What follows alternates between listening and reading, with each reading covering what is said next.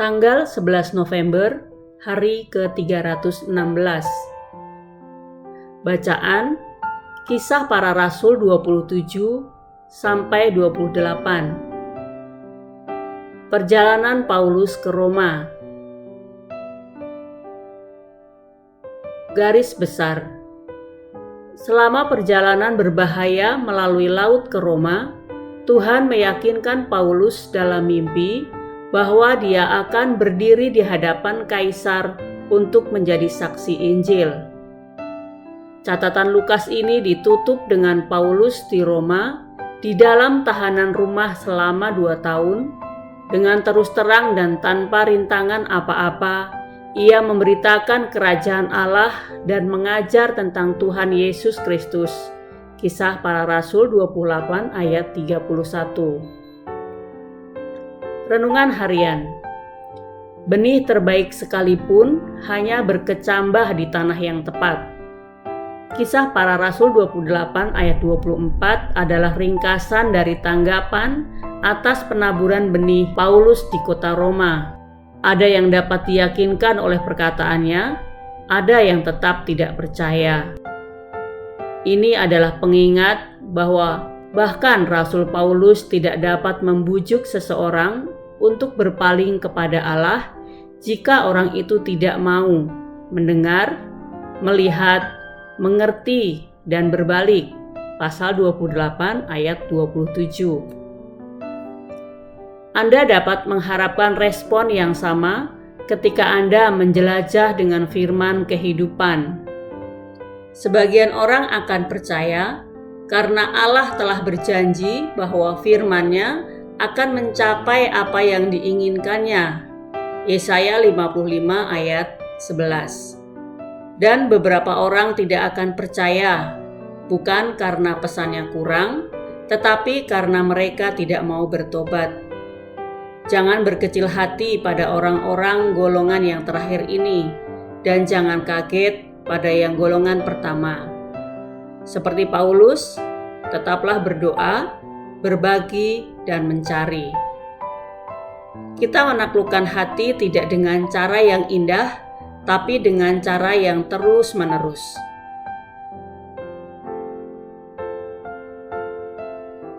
Pendalaman.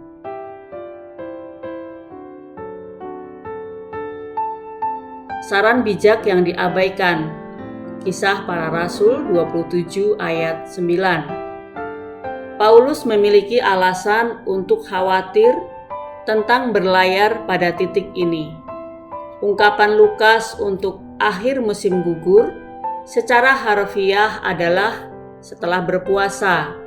Dengan kata lain, setelah hari penebusan. Kisah Para Rasul 27 ayat 9. Hari Raya Yahudi yang penting itu jatuh sekitar 14 September hingga 14 Oktober. Orang-orang Romawi menganggap berlayar setelah pertengahan September menjadi sangat beresiko, dan berlayar setelah pertengahan November hampir sama dengan bunuh diri. Semakin mendekati musim gugur, semakin besar kesulitan kapal dan orang-orang yang berlayar. Kisah di luar kitab. Kisah Para Rasul 28 ayat 30. Pasal 28 menyimpulkan catatan Lukas, tetapi peristiwa penting terus berlangsung dalam kehidupan Paulus dan gereja Perjanjian Baru. Berikut ini adalah kronologi yang terjadi di sekitar tahun pemenjaraan Paulus, tahun 60 sampai 62 Masehi tersebut. Dalam kitab Efesus, Filipi, Kolose, dan Filemon ditulis kebebasan Paulus dari penjara, tahun 62 sampai 67 Masehi. Kitab 1 Timotius dan Titus ditulis pembakaran kota Roma, tahun 64 Masehi. Pemenjaraan Paulus kedua di Roma, tahun 67 sampai 68 Masehi. Kitab 2 Timotius ditulis kematian Paulus tahun 68 Masehi. Penghancuran Yerusalem tahun 70 Masehi. Amin. Tuhan Yesus memberkati.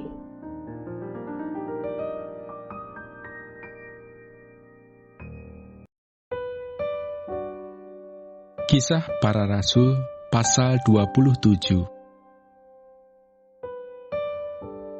Paulus berlayar ke Roma. Setelah diputuskan bahwa kami akan berlayar ke Italia, maka Paulus dan beberapa orang tahanan lain diserahkan kepada seorang perwira yang bernama Julius dari pasukan Kaisar. Kami naik ke sebuah kapal dari Adramitium yang akan berangkat ke pelabuhan-pelabuhan di sepanjang pantai Asia, lalu kami bertolak. Aristarkus, seorang Makedonia dari Tesalonika, menyertai kami. Pada keesokan harinya kami singgah di Sidon. Julius memperlakukan Paulus dengan ramah dan memperbolehkannya mengunjungi sahabat-sahabatnya supaya mereka melengkapkan keperluannya. Oleh karena angin sakal, kami berlayar dari situ menyusur pantai Siprus. Dan setelah mengarungi laut di depan Kilikia dan Pamfilia, sampailah kami di Mira di daerah Likia. Di situ perwira kami menemukan sebuah kapal dari Alexandria yang hendak berlayar ke Italia. Ia memindahkan kami ke kapal itu. Selama beberapa hari berlayar, kami hampir-hampir tidak maju dan dengan susah payah kami mendekati Knidus. Karena angin tetap tidak baik, kami menyusur pantai Kreta melewati Tanjung Salmone. Sesudah kami dengan susah payah melewati tanjung itu, sampailah kami di sebuah tempat bernama Pelabuhan Indah dekat kota Lasea. Sementara itu sudah banyak waktu yang hilang. Waktu puasa sudah lampau dan sudah berbahaya untuk melanjutkan pelayaran.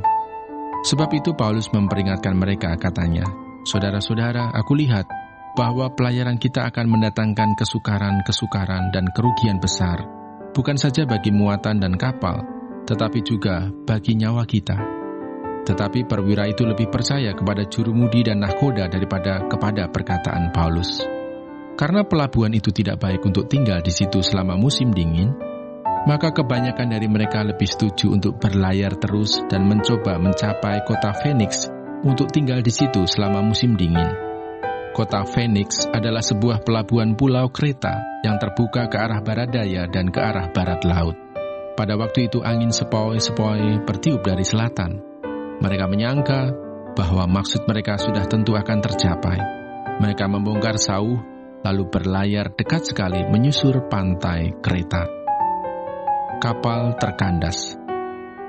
Tetapi tidak berapa lama kemudian, turunlah dari arah pulau itu angin badai yang disebut angin timur laut. Kapal itu dilandanya dan tidak tahan menghadapi angin haluan. Karena itu kami menyerah saja dan membiarkan kapal kami terombang-ambing. Kemudian kami hanyut sampai ke pantai sebuah pulau kecil bernama Kauda, dan di situ dengan susah payah kami dapat menguasai sekoci kapal itu. Dan setelah sekoci itu dinaikkan ke atas kapal, mereka memasang alat-alat penolong dengan meliliti kapal itu dengan tali. Dan karena takut terdampar di peting Sirtis, mereka menurunkan layar dan membiarkan kapal itu terapung-apung saja. Karena kami sangat hebat diombang-ambingkan angin badai, maka pada keesokan harinya mereka mulai membuang muatan kapal ke laut. Dan pada hari yang ketiga mereka membuang alat-alat kapal dengan tangan mereka sendiri. Setelah beberapa hari lamanya, baik matahari maupun bintang-bintang tidak kelihatan, dan angin badai yang dahsyat terus-menerus mengancam kami. Akhirnya putuslah segala harapan kami untuk dapat menyelamatkan diri kami. Dan karena mereka beberapa lamanya tidak makan, berdirilah Paulus di tengah-tengah mereka dan berkata, "Saudara-saudara, jika sekiranya nasihatku dituruti, supaya kita jangan berlayar dari Kreta, kita pasti terpelihara dari kesukaran dan kerugian ini. Tetapi sekarang, juga dalam kesukaran ini, aku menasihatkan kamu, supaya kamu tetap bertabah hati, sebab tidak seorang pun di antara kamu yang akan binasa, kecuali kapal ini. Karena tadi malam seorang malaikat dari Allah, yaitu dari Allah yang aku sembah sebagai miliknya, berdiri di sisiku, dan ia berkata, 'Jangan takut, Paulus, engkau harus menghadap Kaisar, dan sesungguhnya oleh karunia Allah, maka semua orang yang ada bersama-sama dengan engkau di kapal ini akan selamat karena engkau. Sebab itu, tabahkanlah hatimu, saudara-saudara, karena aku percaya kepada Allah, bahwa semuanya pasti terjadi sama seperti yang dinyatakan kepadaku. Namun kita harus mendamparkan kapal ini di salah satu pulau. Malam yang ke-14 sudah tiba dan kami masih tetap terombang-ambing di Laut Adria. Tetapi kira-kira tengah malam anak-anak kapal merasa bahwa mereka telah dekat daratan. Lalu mereka mengulurkan batu duga dan ternyata air di situ 20 depa dalamnya. Setelah maju sedikit mereka menduga lagi dan ternyata 15 depa. Dan karena takut bahwa kami akan terkandas di salah satu batu karang, mereka membuang 4 sauh di buritan. Dan kami sangat berharap mudah-mudahan hari lekas siang. Akan tetapi anak-anak kapal berusaha untuk melarikan diri dari kapal. Mereka menurunkan sekoci dan berbuat seolah-olah mereka hendak melabuhkan beberapa sauh di haluan. Karena itu Paulus berkata kepada perwira dan prajurit-prajuritnya, "Jika mereka tidak tinggal di kapal, kamu tidak mungkin selamat." Lalu prajurit-prajurit itu memotong tali sekoci dan membiarkannya hanyut. Ketika hari menjelang siang, Paulus mengajak semua orang untuk makan, katanya, "Sudah 14 hari lamanya kamu menanti-nanti saja, menahan lapar dan tidak makan apa-apa. Karena itu aku menasihati kamu supaya kamu makan dahulu. Hal itu perlu untuk keselamatanmu. Tidak seorang pun di antara kamu akan kehilangan sehelai pun dari rambut kepalanya." Sesudah berkata demikian, ia mengambil roti, mengucap syukur kepada Allah di hadapan semua mereka, memecah-mecahkannya, lalu mulai makan. Maka kuatlah hati semua orang itu, dan mereka pun makan juga. Jumlah kami semua yang di kapal itu 276 jiwa. Setelah mereka kenyang, mereka membuang muatan gandum ke laut untuk meringankan kapal itu. Dan ketika hari mulai siang, mereka melihat suatu teluk yang rata pantainya. Walaupun mereka tidak mengenal daratan itu, mereka memutuskan untuk sedapat mungkin mendamparkan kapal itu ke situ. Mereka melepaskan tali-tali sauh, lalu meninggalkan sauh-sauh itu di dasar laut. Sementara itu mereka mengulurkan tali-tali kemudi, memasang layar topang, supaya angin meniup kapal itu menuju pantai. Tetapi mereka melanggar busung pasir, dan terkandaslah kapal itu. Haluannya terpancang dan tidak dapat bergerak, dan buritanya hancur dipukul oleh gelombang yang hebat. Pada waktu itu prajurit-prajurit bermaksud untuk membunuh tahanan-tahanan, supaya jangan ada seorang pun yang melarikan diri dengan berenang. Tetapi perwira itu ingin menyelamatkan Paulus. Karena itu, ia menggagalkan maksud mereka dan memerintahkan supaya orang-orang yang pandai berenang lebih dahulu terjun ke laut dan naik ke darat, dan supaya orang-orang lain menyusul dengan mempergunakan papan atau pecahan-pecahan kapal. Demikianlah mereka semua selamat naik ke darat. Kisah Para Rasul pasal 28. Paulus di Malta. Setelah kami tiba dengan selamat di pantai, barulah kami tahu bahwa daratan itu adalah Pulau Malta. Penduduk pulau itu sangat ramah terhadap kami. Mereka menyalakan api besar dan mengajak kami semua ke situ karena telah mulai hujan dan hawanya dingin. Ketika Paulus memungut seberkas ranting-ranting dan meletakkannya di atas api, keluarlah seekor ular beludak karena panasnya api itu, lalu menggigit tangannya. Ketika orang-orang itu melihat ular itu terpaut pada tangan Paulus, mereka berkata seorang kepada yang lain, "Orang ini sudah pasti seorang pembunuh, sebab meskipun ia telah luput dari laut, ia tidak dibiarkan hidup oleh Dewi Keadilan." Tetapi Paulus mengibaskan ular itu ke dalam api, dan ia sama sekali tidak menderita sesuatu. Namun, mereka menyangka bahwa ia akan bengkak atau akan mati rebah seketika itu juga. Tetapi sesudah lama menanti-nanti, mereka melihat bahwa tidak ada apa-apa yang terjadi padanya. Maka sebaliknya mereka berpendapat bahwa ia seorang dewa. Tidak jauh dari tempat itu ada tanah milik gubernur pulau itu. Gubernur itu namanya Publius. Ia menyambut kami dan menjamu kami dengan ramahnya selama 3 hari. Ketika itu ayah Publius terbaring karena sakit demam dan disentri.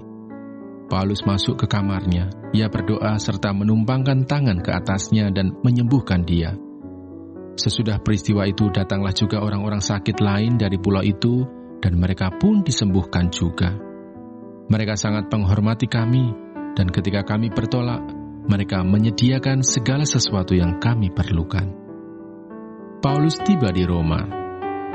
3 bulan kemudian kami berangkat dari situ naik sebuah kapal dari Alexandria yang selama musim dingin berlabuh di pulau itu.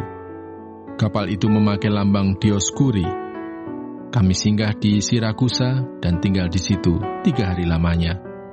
Dari situ kami menyusur pantai, lalu sampai ke Rhegium. Sehari kemudian bertiuplah angin selatan, dan pada hari kedua sampailah kami di Puteoli. Di situ kami berjumpa dengan anggota-anggota jemaat, dan atas undangan mereka kami tinggal 7 hari bersama-sama mereka. Sesudah itu kami berangkat ke Roma. Saudara-saudara yang di sana telah mendengar tentang hal ihwal kami, dan mereka datang menjumpai kami sampai ke Forum Appius dan Tres Taberne. Ketika Paulus melihat mereka, ia mengucap syukur kepada Allah, lalu kuatlah hatinya. Setelah kami tiba di Roma, Paulus diperbolehkan tinggal dalam rumah sendiri bersama-sama seorang prajurit yang mengawalnya. Pembicaraan dengan orang Yahudi di Roma. 3 hari kemudian, Paulus memanggil orang-orang terkemuka bangsa Yahudi, dan setelah mereka berkumpul, Paulus berkata, "Saudara-saudara, meskipun aku tidak berbuat kesalahan terhadap bangsa kita atau terhadap adat istiadat nenek moyang kita, namun aku ditangkap di Yerusalem dan diserahkan kepada orang-orang Roma. Setelah aku diperiksa, mereka bermaksud melepaskan aku, karena tidak terdapat suatu kesalahan pun padaku yang setimpal dengan hukuman mati. Akan tetapi orang-orang Yahudi menentangnya, dan karena itu terpaksalah aku naik banding kepada Kaisar, tetapi bukan dengan maksud untuk mengadukan bangsaku. Itulah sebabnya aku meminta supaya aku melihat kamu dan berbicara dengan kamu, sebab justru karena pengharapan Israel lah aku diikat dengan belenggu ini." Akan tetapi mereka berkata kepadanya, "Kami tidak menerima surat-surat dari Yudea tentang engkau, dan juga tidak seorang pun dari saudara-saudara kita datang memberitakan apa-apa yang jahat mengenai engkau. Tetapi kami ingin mendengar dari engkau bagaimana pikiranmu, sebab tentang mazhab ini kami tahu bahwa di mana-mana pun ia mendapat perlawanan." Lalu mereka menentukan suatu hari untuk Paulus. Pada hari yang ditentukan itu, datanglah mereka dalam jumlah besar ke tempat tumpangannya. Ia menerangkan dan memberi kesaksian kepada mereka tentang kerajaan Allah, dan berdasarkan hukum Musa dan kitab para nabi, ia berusaha meyakinkan mereka tentang Yesus. Hal itu berlangsung dari pagi sampai sore. Ada yang dapat diyakinkan oleh perkataannya, ada yang tetap tidak percaya. Maka bubarlah pertemuan itu dengan tidak ada kesesuaian di antara mereka. Tetapi Paulus masih mengatakan perkataan yang satu ini, "Tepatlah firman yang disampaikan Roh Kudus kepada nenek moyang kita dengan perantaraan Nabi Yesaya. Pergilah kepada bangsa ini dan katakanlah, kamu akan mendengar dan mendengar namun tidak mengerti. Kamu akan melihat dan melihat namun tidak menanggap. Sebab hati bangsa ini telah menebal, dan telinganya berat mendengar, dan matanya melekat tertutup, supaya jangan mereka melihat dengan matanya dan mendengar dengan telinganya, dan mengerti dengan hatinya, lalu berbalik sehingga aku menyembuhkan mereka. Sebab itu kamu harus tahu bahwa keselamatan yang daripada Allah ini disampaikan kepada bangsa-bangsa lain, dan mereka akan mendengarnya." Dan setelah Paulus berkata demikian, pergilah orang-orang Yahudi itu dengan banyak perbedaan paham antara mereka. Paulus memberitakan kerajaan Allah di Roma. Dan Paulus tinggal 2 tahun penuh di rumah yang disewanya sendiri itu. Ia menerima semua orang yang datang kepadanya. Dengan terus terang dan tanpa rintangan apa-apa, ia memberitakan kerajaan Allah dan mengajar tentang Tuhan Yesus Kristus.